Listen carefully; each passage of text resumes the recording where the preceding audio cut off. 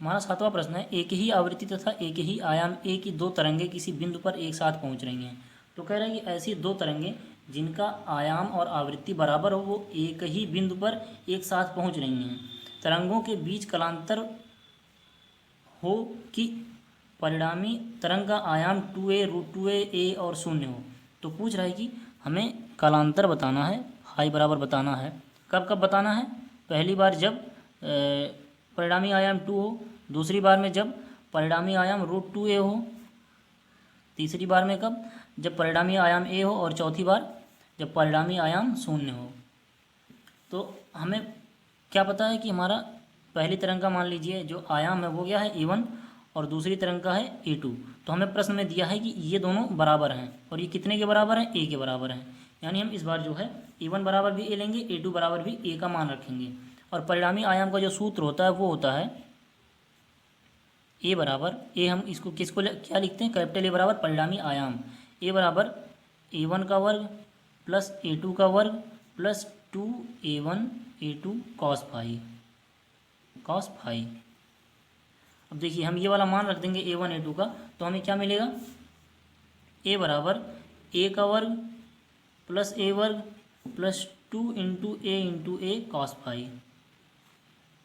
तो ये जोड़ के क्या हो जाएगा? ये हो जाएगा 2a का वर्ग प्लस 2a का वर्ग कॉस फाई।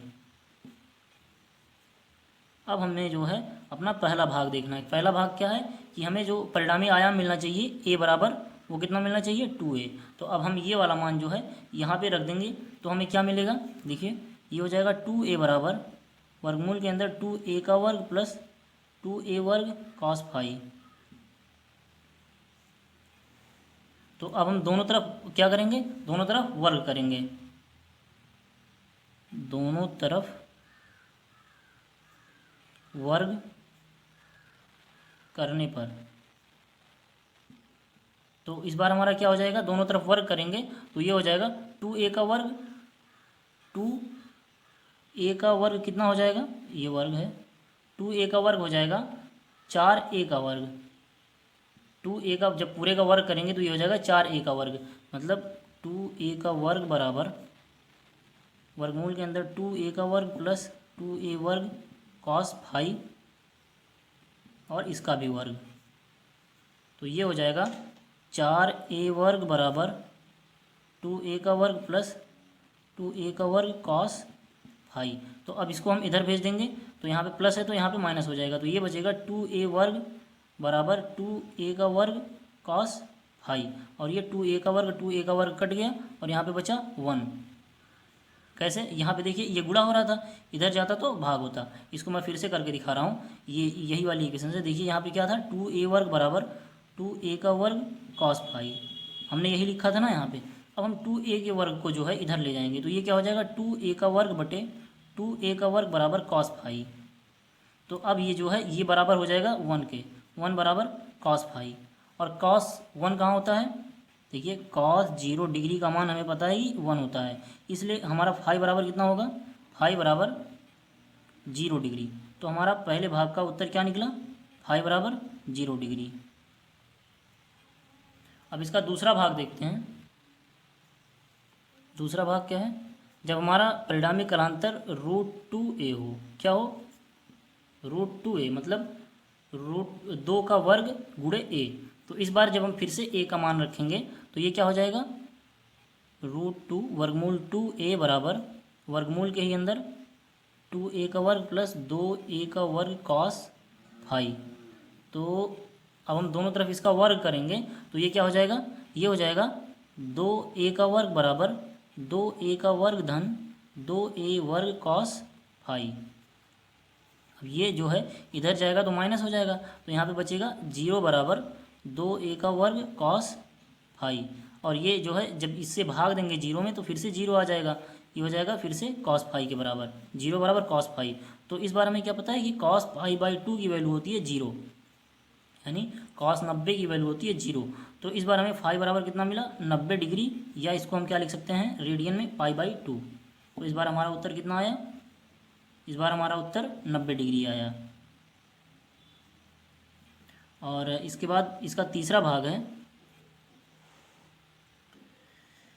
कि हमारा परिणामी कलांतर कितना होना चाहिए, ये स्मॉल ए के बराबर होना चाहिए। तो इसके लिए हम क्या करेंगे, फिर से उसमें हम अपना मान रखेंगे किसमें, ये वाला जो फॉर्म हमने अभी हल किया था, निकाला था, टू ए का वर्ग प्लस 2a का वर्ग कॉस फाई, इसमें हम अपना मान रख देंगे। तो मान रखने पे हमें क्या मिलेगा, यहाँ पे रखेंगे तो a बराबर 2a का वर्ग प्लस 2a का वर्ग कॉस फाई, और ये पूरा वर्गमूल के अंदर होगा। अब दोनों तरफ हम जब वर्ग करेंगे तो ये हो जाएगा a का वर्ग बराबर 2a का वर्ग प्लस 2a का वर्ग कॉस फाई। तो ये इधर ले जाएंगे, जब ये इधर ले जाएंगे तो ये हो जाएगा a का वर्ग माइनस 2a का वर्ग, यानी ये बचेगा माइनस a का वर्ग बराबर 2a का वर्ग कॉस फाई। अब इस 2a के वर्ग को हम इधर ले जाएंगे तो यहाँ पे भाग हो जाएगा, तो ये हो जाएगा माइनस a का वर्ग बटे 2a का वर्ग बराबर कॉस फाई। तो a का वर्ग कट गया और ये क्या बचा, माइनस 1/2 बराबर कॉस फाई। तो इस बार हमें पता है कि कॉस 180 डिग्री की वैल्यू जो होती है, कॉस 120 डिग्री की वैल्यू क्या होती है, -1/2। इसलिए हमारा फाई कितना हो गया, फाई बराबर 120 डिग्री। तो इस बार हमारा उत्तर कितना निकला, हमारा उत्तर निकला फाई बराबर 120 डिग्री, यानी कलांतर इस बार कितना होना चाहिए, 120 अंश। तो हमारा चौथा भाग क्या है कि इस बार हमें जो है परिणामी आयाम कितना निकाल के देना है, a बराबर 0 निकाल के देना है। तो हम फिर से उसी फार्मूले में अपना 0 परिणामी आयाम का मान 0 रखेंगे। तो 0 बराबर हो जाएगा वर्गमूल के अंदर 2a का वर्ग प्लस 2a का वर्ग कॉस फाई। तो इस बार जब हम दोनों तरफ वर्ग करेंगे तो ये हो जाएगा 0 बराबर 2a का वर्ग प्लस 2a का वर्ग कॉस फाई।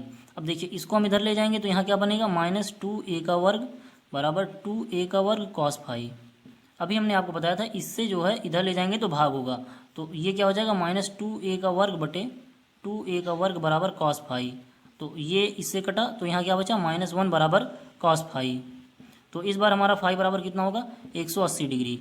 क्यों, क्योंकि कॉस 180 का मान कितना होता है, -1।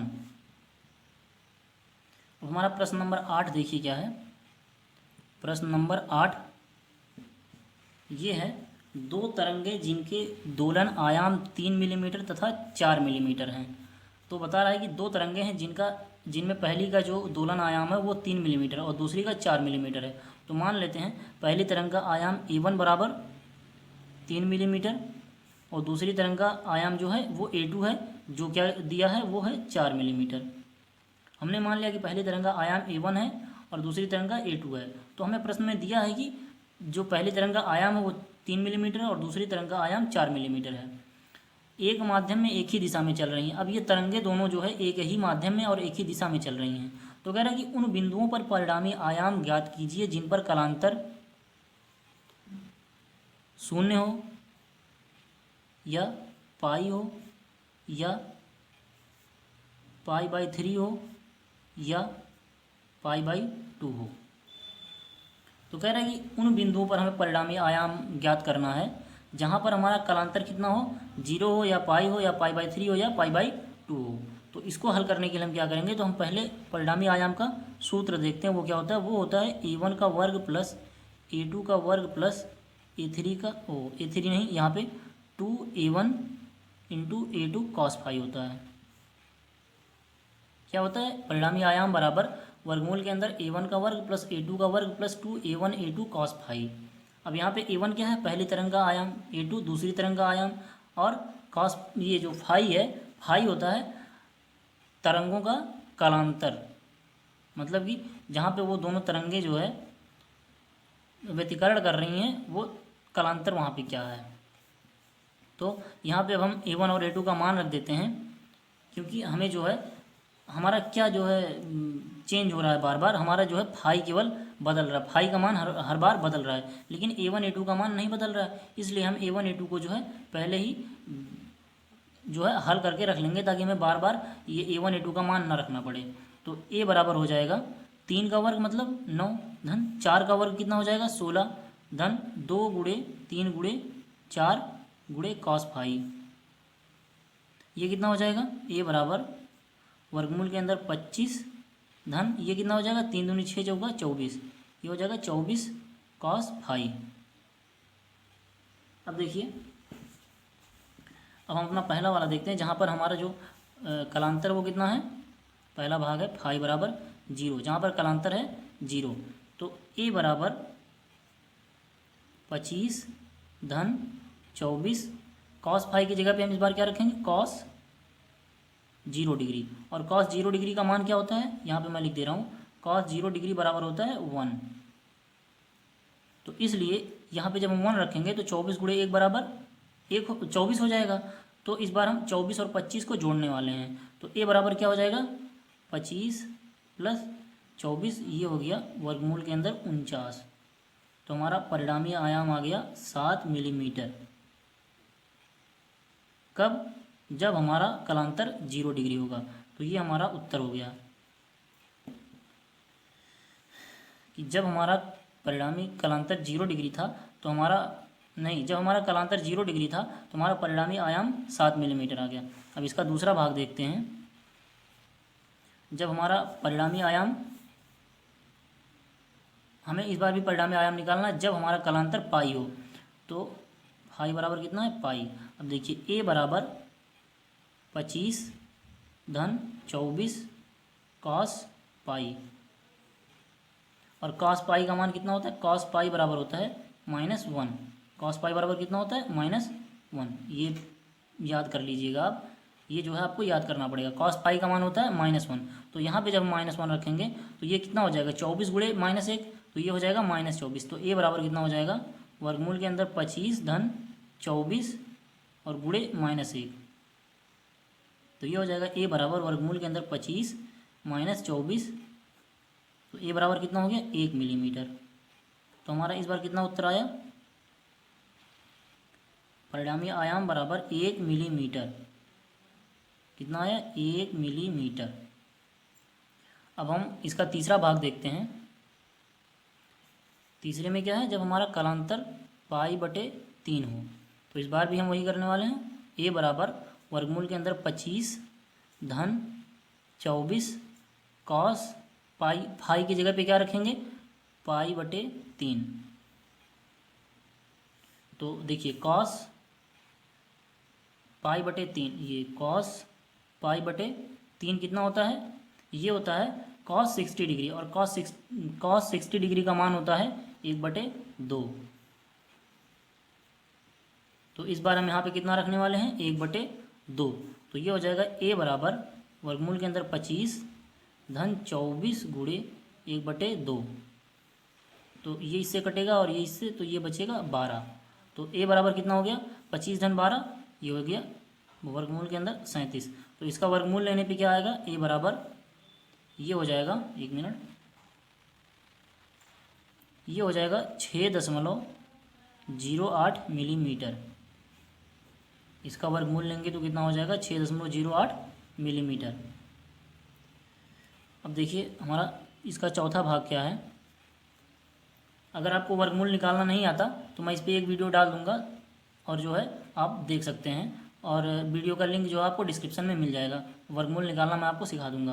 तो ये इसका चौथा भाग है,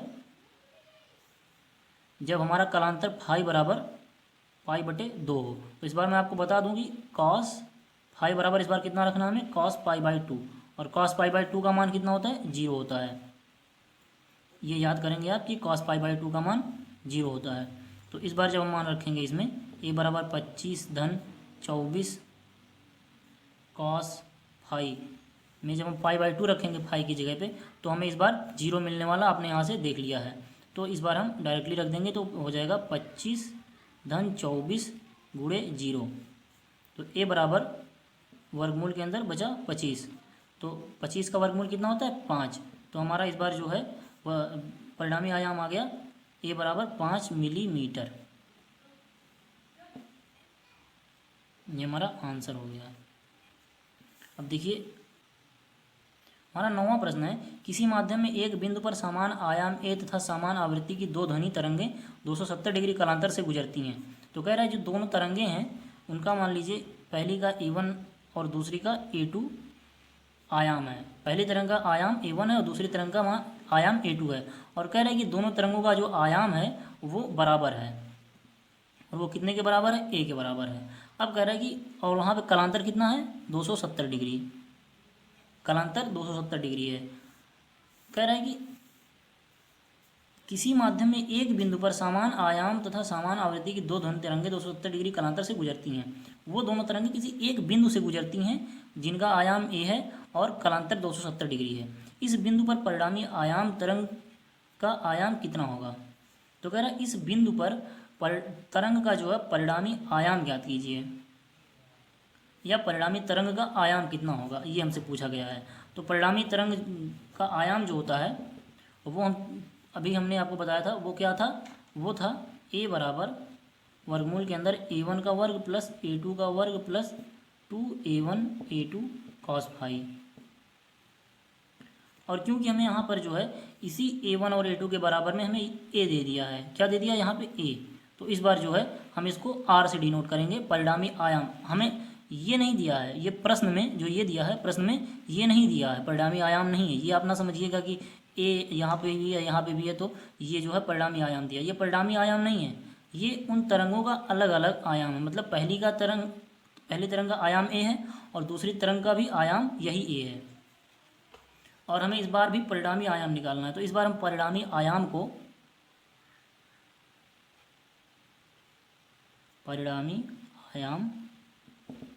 इसको किससे हम दर्शाएंगे, इससे हम इसको हम r से दर्शाएंगे। तो r बराबर क्या होता है हमारा, हमने फार्मूला इसका पढ़ा है क्या, a1 का वर्ग प्लस a2 का वर्ग plus 2a1 a2 cos phi. या हम इस r को भी हटा सकते हैं, हम बस परिणामी आयाम बराबर इतना लिख सकते हैं, परिणामी आयाम बराबर वर्गमूल के अंदर a1 का वर्ग प्लस a2 का वर्ग plus 2a1 a2 cos phi. अब देखिए जब हम अपना मान रखेंगे यहाँ पर क्या रखेंगे, परिणामी आयाम बराबर वर्गमूल के अंदर क्या रखेंगे, a1 बराबर कैपिटल ए का वर्ग प्लस a2 बराबर कैपिटल ए का वर्ग प्लस 2 गुणे a1 की जगह पे a रखा और a2 की जगह पे भी a रखा, और ये cos फाई का मान कितना 270 डिग्री। तो ये हो गया क्या 2a का वर्ग प्लस 2a वर्ग cos 270 डिग्री। अब देखिए आपको फिर से यहाँ पे cos 270 डिग्री का मान पता होना चाहिए। तो cos 270 डिग्री का मान होता है, यहाँ पे मैं लिख देता हूँ, cos 270 डिग्री का मान होता है 0। ये देखिए आप उसका ग्राफ याद कर सकते हैं। अगर ये देखिए ये वाला cos थीटा है और ये थीटा है। अगर हम इस पर थीटा लेते हैं और इस पर cos थीटा का मान रखते हैं तो यहाँ पे अगर 1 है और यहाँ पे -1 है, तो देखिए cos 0 पे 1 होता है और π/2 पे -1 होता है, और यहाँ पे ये क्या है, ये है पाई, मतलब 180 डिग्री, 180 डिग्री पे -1, और यहाँ से फिर से वापस जाएगा, कहाँ जाएगा, ये फिर से यहाँ आगे मिलेगा 270 डिग्री पे।